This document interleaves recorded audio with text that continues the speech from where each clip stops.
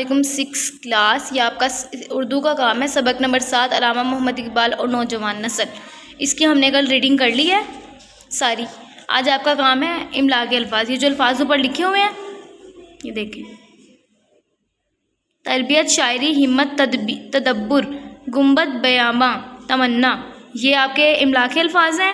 اور آپ کے الفاظ معنی ہیں یہ: آمادہ، تیار، تابناک، روشن، توسط، ذریعہ، توسط، ذریعہ، وسیلہ، خودی، ذات، شعور، خودآگاہی، شعور ذات، رنجیدہ، غمگین، اداس، دکھی، صفات، خوبیاں، قیادت، رہنمائی، کاہلی، سستی، گردوں، آسمان، فلک، متحرک، چلتا پھرتا۔ یہ آپ کی نیٹ کاپیز پہ آلریڈی یہ سارا کام ہے، ٹھیک ہے؟ آپ نے ادھر سے یاد کر لینا ہے یہ سارا کام۔